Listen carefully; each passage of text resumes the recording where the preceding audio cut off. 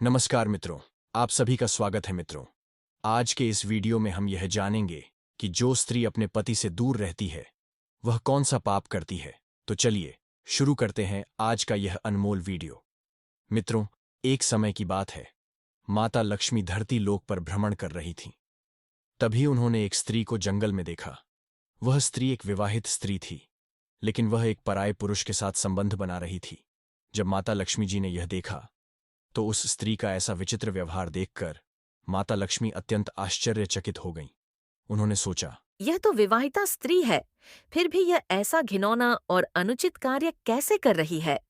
माता लक्ष्मी के मन में विचार उठा कि जो स्त्रियां करवा चौथ का व्रत रखती हैं अपने पति की लंबी उम्र के लिए, वही स्त्रियां पराये पुरुषों से संबंध क्यों बनाती हैं। यह विधाता का कैसा खेल है, यह रहस्य मुझे अवश्य जानना चाहिए। मित्रों, अब माता लक्ष्मी सोचने लगीं कि इस विषय की सच्चाई कैसे जानी जाए। तभी उनके मन में आया, क्यों न मैं स्वयं भगवान विष्णु से ही यह प्रश्न पूछूं। वे ही इस प्रश्न का उत्तर ठीक प्रकार से बता सकते हैं। तब माता लक्ष्मी सीधे भगवान विष्णु के पास पहुंच गईं। उन्हें चिंतित देख भगवान विष्णु बोले, हे देवी, आज तुम्हारा मुख देखकर ऐसा प्रतीत होता है कि तुम किसी विशेष और आश्चर्यजनक बात को लेकर परेशान हो। हे देवी, बताइए, क्या हुआ है आपको? आप निसंकोच होकर पूछो, तुम क्या जानना चाहती हो? तब माता लक्ष्मी ने कहा, हे प्रभु, आज जब मैं पृथ्वीलोक पर भ्रमण कर रही थी, तब मैंने एक विवाहित स्त्री को पराये पुरुष से संबंध बनाते हुए देखा।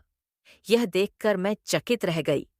स्त्रियां करवा चौथ का व्रत रखती हैं, अपने पति की दीर्घायु के लिए उपवास करती हैं, और वही स्त्रियां फिर पराये पुरुषों के साथ संबंध क्यों बनाती हैं? यह कैसे संभव है? मैं अपने इसी प्रश्न का उत्तर जानना चाहती हूँ। कृपा करके बस इसका समाधान दीजिए। मित्रों, माता लक्ष्मी के इन गंभीर प्रश्नों को सुनकर भगवान विष्णु बोले, हे देवी, तुमने आज जो प्रश्न मुझसे पूछा है, उस प्रश्न में संपूर्ण मानव जाति के कल्याण का रहस्य छिपा हुआ है। इसलिए मैं इसका उत्तर आपको एक छोटी सी कथा के माध्यम से देने का प्रयास करता हूं, लेकिन तुम्हें इस कथा को पूरा ध्यानपूर्वक सुनना होगा। तब माता लक्ष्मी बोली, प्रभु, मैं वचन देती हूँ कि प्रभु, आप जो भी कथा मुझे सुनाएंगे, मैं उसे मन, वचन और ध्यान से पूरा अवश्य सुनूंगी। आप कृपया हमारी इस शंका का समाधान करें। मित्रों, अब भगवान विष्णु कथा आरंभ करते हैं और कहते हैं, हे देवी, एक समय की बात है।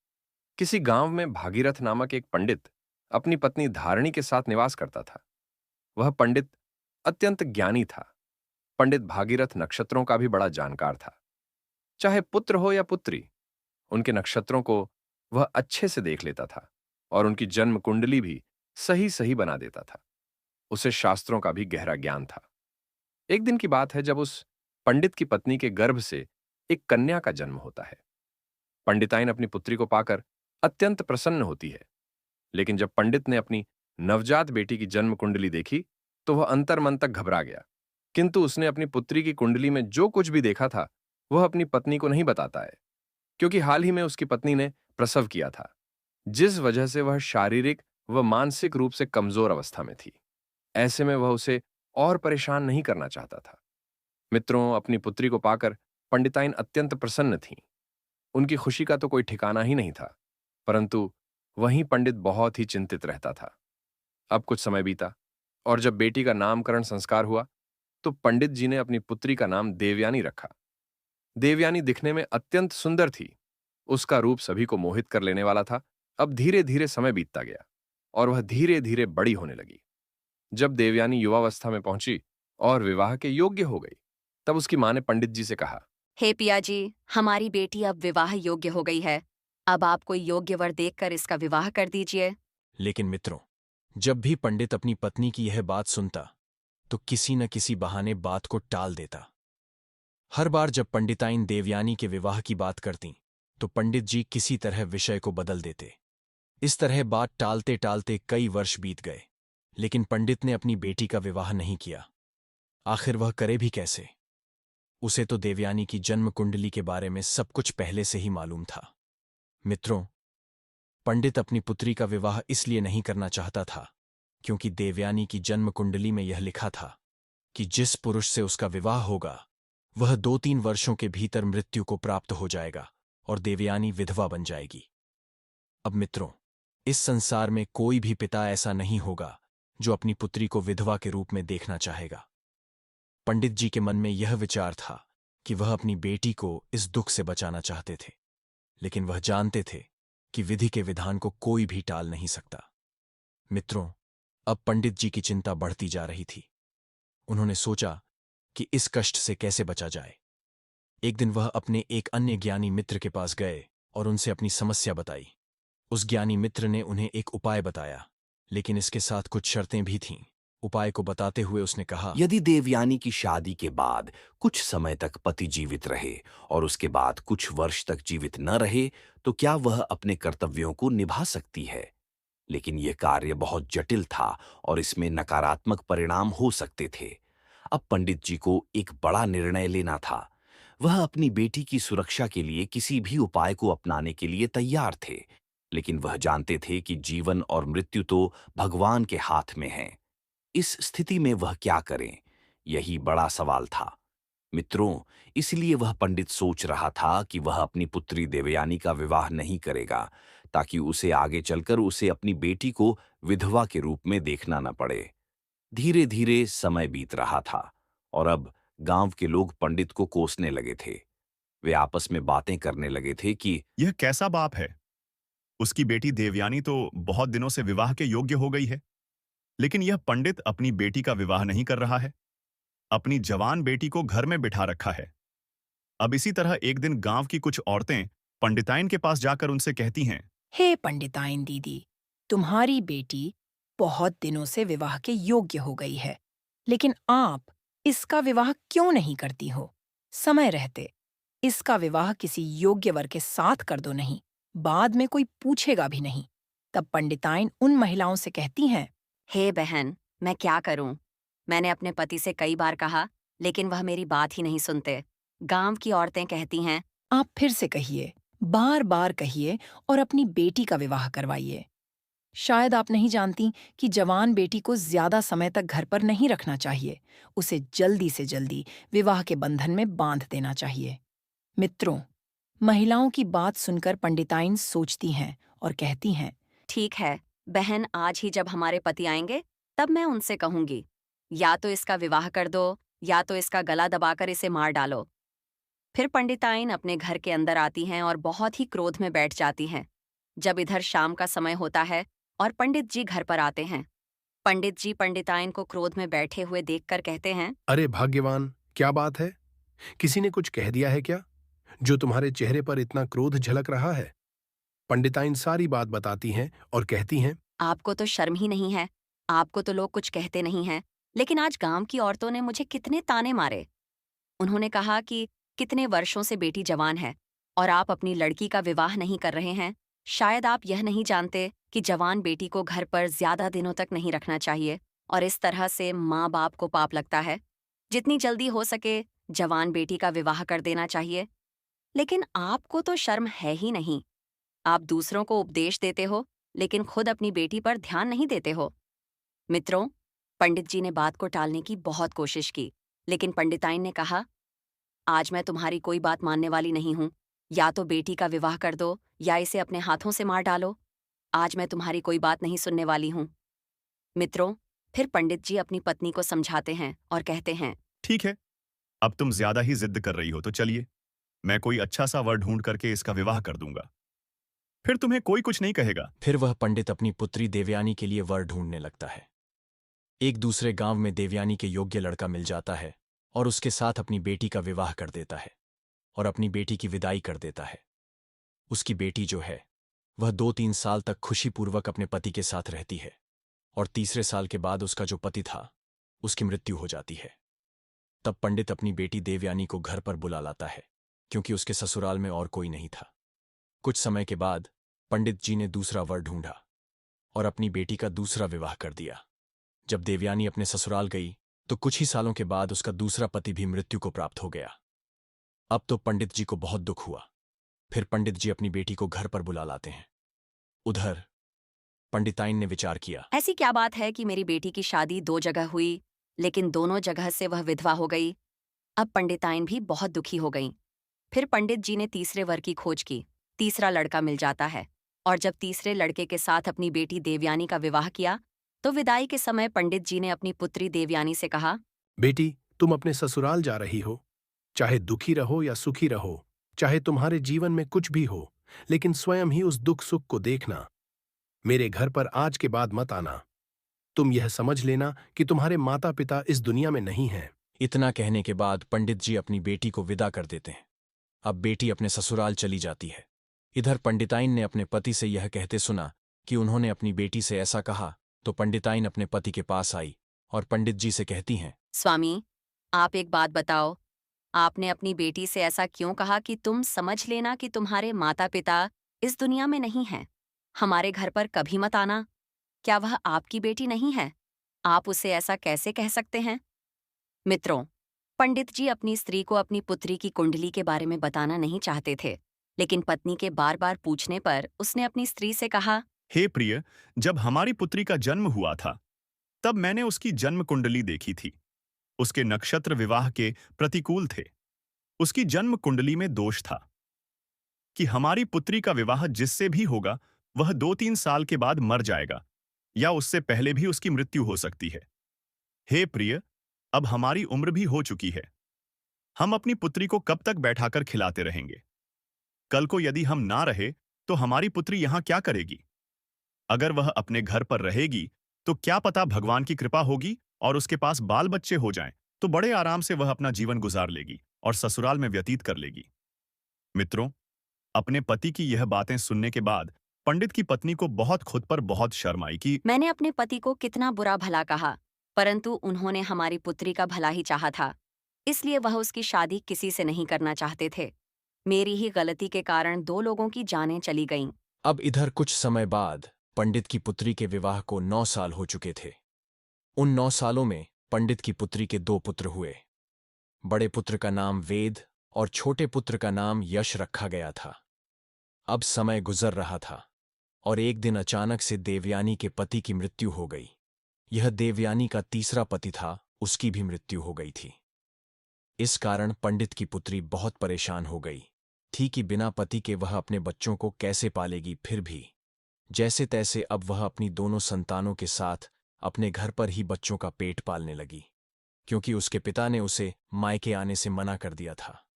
इस वजह से वह अपने पिता के घर भी नहीं जा सकती थी। कुछ समय बाद पंडित की पुत्री देवयानी के जो पुत्र थे वे बड़े हो जाते हैं। वह सभी अपने कार्य को स्वयं करने लगे थे।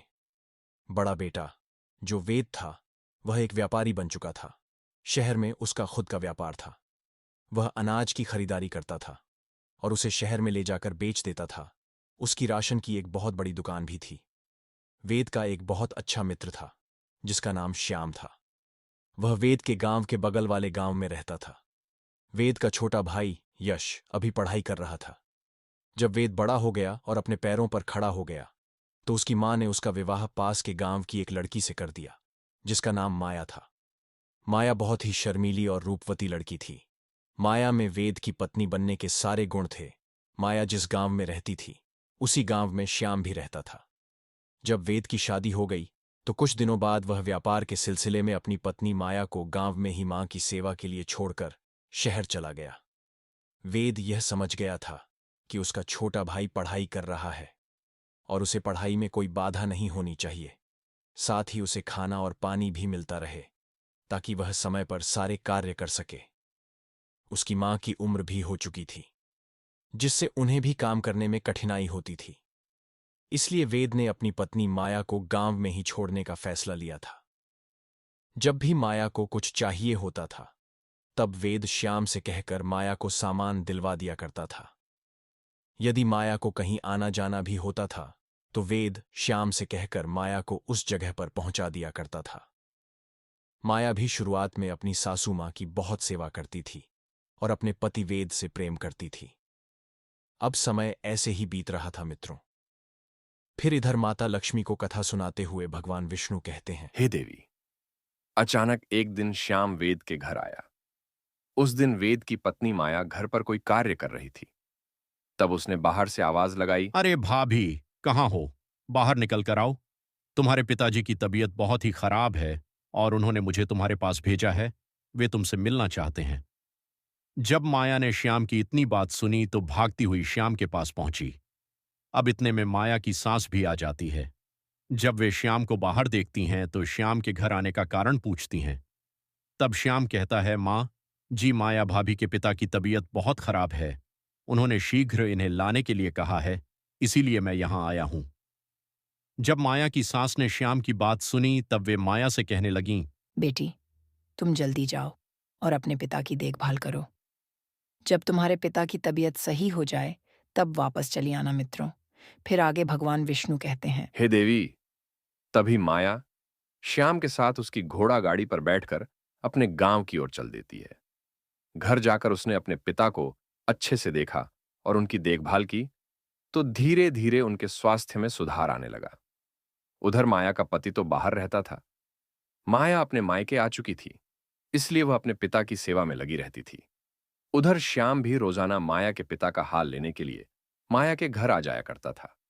माया को श्याम के अंदर अब अच्छाई दिखने लगी थी। अब उसे श्याम के प्रति लगाव होने लगा था।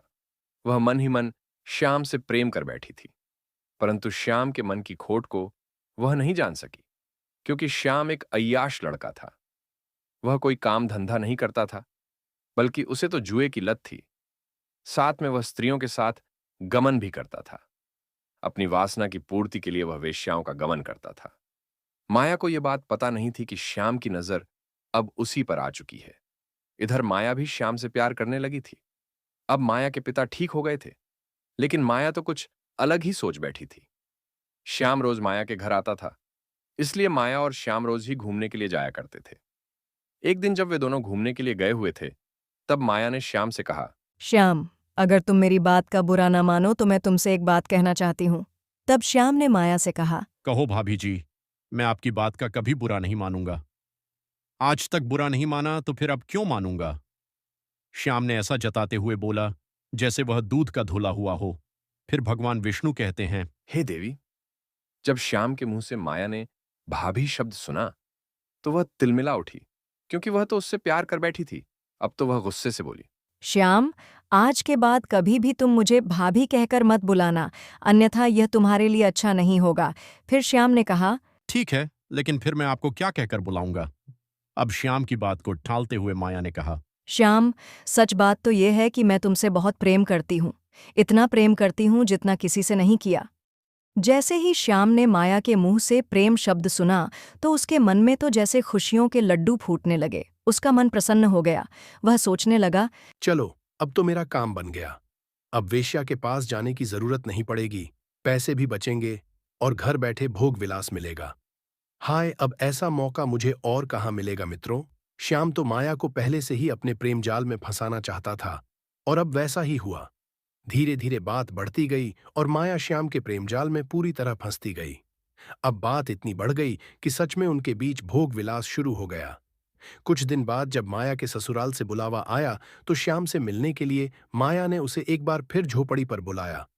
तब माया ने श्याम से कहा, मेरे प्यारे श्याम, मेरे ससुराल से बुलावा आया है। अब शायद मैं तुमसे ना मिल सकूं, इसीलिए जब भी मुझे तुम्हारी याद आएगी मैं तुम्हें एक पत्र भेजूंगी और तुम मुझसे मिलने के लिए मेरे ससुराल आ जाना। मित्रों, श्याम तो वासना का आदि था ही, इसलिए उसने माया की बात मान ली और माया इतना कहकर वह अपने घर लौट जाती है। अब माया के पिता माया को उसके ससुराल छोड़ने के लिए फिर से श्याम के पास जाते हैं। क्योंकि माया का न कोई भाई था न बहन, इसलिए पिता को माया को ससुराल पहुंचाने के लिए कोई उपयुक्त व्यक्ति नहीं मिला, तो वे श्याम के पास पहुंचे। जब माया के पिता श्याम के घर पहुंचे तो उन्होंने कहा, बेटा श्याम, मेरी बेटी माया को उसके ससुराल छोड़ आओ, उसके घर से बुलावा आया है। जब श्याम ने माया के पिता के मुंह से यह बात सुनी तो बोला, ठीक है पिताजी, मैं माया को उसके ससुराल छोड़ दूंगा। मित्रों, फिर आगे भगवान विष्णु माता लक्ष्मी से कहते हैं, हे देवी। फिर श्याम माया को अपनी घोड़ा गाड़ी पर बैठाकर जंगल के कच्चे रास्ते से होते हुए उसके ससुराल ले जाता है। फिर वह माया को उसके ससुराल छोड़कर अपने घर लौट आता है। जैसे ही 2-3 दिन बीते, माया को श्याम की याद सताने लगी, क्योंकि जब वह अपने मायके में थी तो रोज झोपड़ी में श्याम से मिलने जाती थी। अब वह अपनी वासना की पूर्ति के लिए वह श्याम को फिर पाना चाहती थी, एक बार फिर उसके साथ भोग करना चाहती थी। क्योंकि उसका पति वेद तो शहर में व्यापार करता था। वह 6-6 महीने में एक बार घर आता था और 5-6 दिन रुककर फिर चला जाता था। एक दिन जब माया से सहन नहीं हुआ तो उसने श्याम को एक पत्र लिखा। माया ने उस पत्र में लिखा, हे प्यारे श्याम, मुझे तुम्हारी बहुत याद आ रही है। ऐसा लगता है कि अब मैं तुम्हारे बिना रह नहीं सकती, इसलिए आज तुम मुझसे मिलने मेरे घर आ जाओ। अब क्या था, जैसे ही श्याम को माया का पत्र मिला वह फौरन उतावला हो गया और उससे मिलने के लिए चल पड़ा। उधर माया भी अपने गांव से बाहर आ चुकी थी। जब श्याम माया के ससुराल जा रहा था तभी उसे माया रास्ते में मिल गई। अब श्याम और माया दोनों साथ साथ घूमने निकल गए। माया की सास को यह बिल्कुल भी पसंद नहीं आ रहा था कि उसकी बहू किसी पराये पुरुष के साथ ससुराल में ही घूमे। अगर वह अपने मायके में ऐसा करती तो वह बात अलग थी, परंतु यह तो ससुराल में ही खुलेआम किसी पराये पुरुष के साथ घूम रही थी। यह भी उसे पसंद नहीं आता था कि श्याम माया को बुलाने घर आए। मित्रों, फिर आगे भगवान विष्णु कथा सुनाते हुए कहते हैं, हे देवी, आप जिस स्त्री को देखकर आ रही हैं वह यही है और मैं उसी की कथा आपको सुना रहा हूं। अब आगे सुनिए। उधर श्याम माया से मिलकर चला जाता था और फिर 3-4 दिन बाद वापस आ जाता था। यह घटना 5 से 6 बार हो चुकी। तब माया की सास ने एक दिन माया से कहा, माया, ऐसा नहीं चलेगा। जब तक मेरा पुत्र घर नहीं लौट आता तब तक तुम घर पर किसी को घर नहीं बुलाओगी, चाहे वह तुम्हारे मायके से आए, तुम्हारे पिता ही क्यों न हो। मित्रों, जब माया ने अपनी सास की यह बात सुनी तो वह भीतर से बहुत क्रोधित हुई, परंतु कुछ बोल न सकी।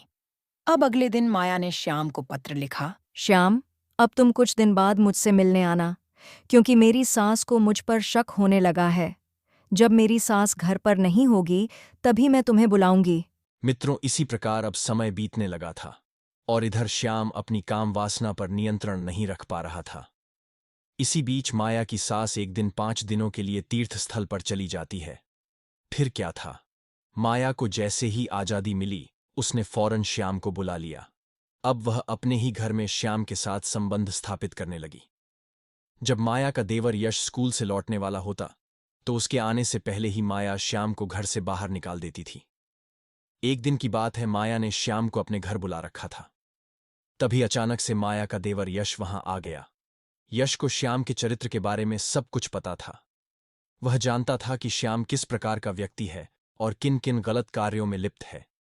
इसलिए यश ने अपनी भाभी से कहा, भाभी, आप किसी ऐरे गैरे को इस प्रकार घर पर नहीं बुला सकती। शायद आप इसके चरित्र से अनभिज्ञ हैं, तभी तो आप इससे इतने प्रेम से बातें करती हैं और इसके साथ घूमती भी हैं। आप जो कर रही हैं वह बहुत गलत है।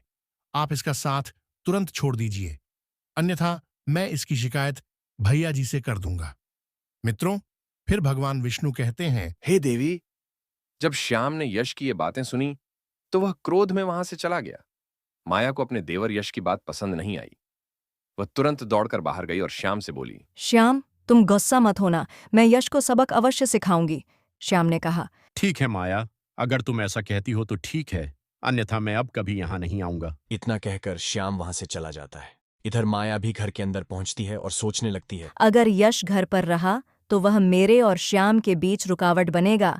मैं एक काम करती हूँ, इस यश को मैं झर देकर मार देती हूँ, तब हमारे प्यार के बीच की यह दीवार हमेशा के लिए हट जाएगी और कोई मुझे रोकने वाला भी नहीं होगा। मित्रों, भगवान विष्णु माता लक्ष्मी से कहते हैं, हे देवी, माया ने मन ही मन यही सोच लिया था कि अब इस यश को मैं नहीं छोड़ूंगी। अगले दिन जब वह खाना बना रही थी तो उसने अपने देवर यश के लिए अलग से खाना निकाल और उसमें जहर मिला दिया।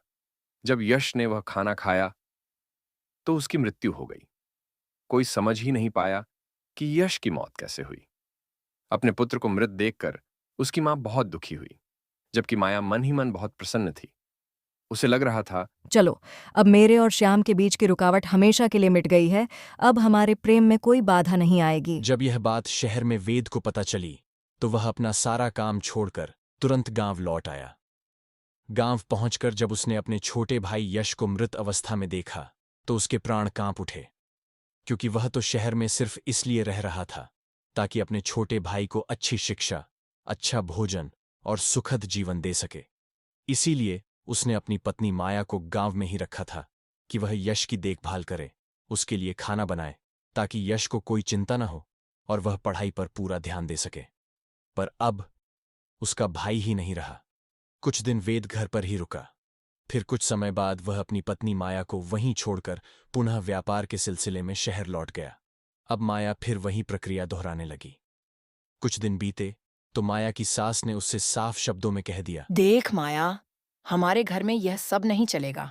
अगर दोबारा ऐसा कुछ हुआ तो मैं तेरी शिकायत वेद से कर दूंगी। ये सुनते ही माया भड़क गई और गरजते हुए बोली, जिसे जो करना है कर ले, कोई मेरा कुछ नहीं बिगाड़ सकता। मैं किसी से डरती नहीं, मैं श्याम से सच्चा प्यार करती हूँ। मित्रों, जब माया की सास ने माया की यह सुनी तो वह चौंक गई और बोली, तू उस पराये पुरुष के लिए अपने पति को धोखा दे रही है? मुझे तो अब यकीन हो गया है कि मेरे बेटे यश को तूने ही मारा है। फिर क्या था? माया आग बबूला हो गई और चिल्लाकर बोली, हाँ, मैंने ही मारा उस यश को और अब तुझे भी मार डालूंगी। अगर तू मेरे और श्याम के प्यार के बीच दीवार बनी तो तुझे भी नहीं छोड़ूंगी। जब यह सब कुछ होने लगा तो उधर शहर में वेद को कुछ ही दिनों बाद खबर मिलती है कि उसकी मां की भी मृत्यु हो गई है। वह सब कुछ छोड़कर तुरंत गांव लौटता है। जब वह अपनी मां को मृत अवस्था में देखता है तो उसकी आंखें फटी रह जाती हैं। जब वेद ने माया से पूछा कि मां की मौत कैसे हुई तो माया कुछ नहीं बोलती। लेकिन अब वेद के मन में माया को लेकर गहरा शक पैदा हो चुका था। वह बार बार पूछता है और अंत में माया वेद को सब सच सच बता देती है। मैं श्याम से प्यार करती हूँ और आपका भाई और आपकी माँ मेरे प्यार के बीच रुकावट बन रहे थे, इसलिए मैंने उनके खाने में जहर मिलाकर बारी बारी से उन्हें मार दिया। और हाँ, मैं श्याम से बहुत प्यार करती हूँ, मैं उसके बिना नहीं रह सकती। मित्रों, जैसे ही वेद ने अपनी पत्नी माया के मुंह से यह सुना कि वह श्याम से प्यार करती है, जो कि वेद का बहुत ही अच्छा दोस्त था, वेद ने अपनी पत्नी से कुछ नहीं कहा, बस इतना कहा, अब तुम यह करो, जितना जल्दी हो सके तुम मेरे घर से निकल जाओ और अपने प्रेमी श्याम के पास चली जाओ, क्योंकि वही तुम्हारे लायक है और वही तुम्हारी अच्छी देखभाल करेगा। अब माया को छूट मिल चुकी थी। वह श्याम के साथ घर से चली जाती है। कुछ दिन तक तो सब ठीक था, लेकिन फिर माया को यह पता चलता है कि श्याम एक नीच जाति का व्यक्ति है। वह पराई औरतों पर अपनी गंदी नजर रखता है और उसके पास बकरियों का एक तबेला है जिसे वह खुद चराता है। अब तो माया अपने प्रेमी श्याम के साथ बकरियां चराने लगती है और अपने भाग्य को कोसते हुए कहती है, यह कहाँ मैं फंस गई? अरे, मैं तो एक रानी की तरह अपना जीवन व्यतीत कर रही थी। कहाँ वासना के चक्कर में फंसकर मैंने अपने ही पैरों पर कुल्हाड़ी मार ली है। अब मेरा बुढ़ापा कैसे कटेगा? मित्रों, भगवान विष्णु कहते हैं, हे देवी। यही सोचते सोचते माया अपना माथा पीट रही थी और अपने किए पर पछता रही थी। उधर वेद ने एक अच्छी स्त्री से विवाह कर लिया और दोनों खुशी खुशी रहने लगे। लेकिन माया का श्याम के साथ बहुत बुरा हाल था। वह बार बार अपने भाग्य को कोस रही थी कि अगर उसने वेद को धोखा ना दिया होता तो आज वह एक रानी की तरह राज कर रही होती। फिर भगवान विष्णु कहते हैं, हे देवी, स्त्री को आज तक ना कोई समझ पाया है और ना ही कोई समझ पाएगा। स्त्री एक ऐसा मायाजाल है जो समय आने पर बदल जाता है। स्त्री अपनी हो या पराई, उस पर कभी भी भरोसा नहीं करना चाहिए।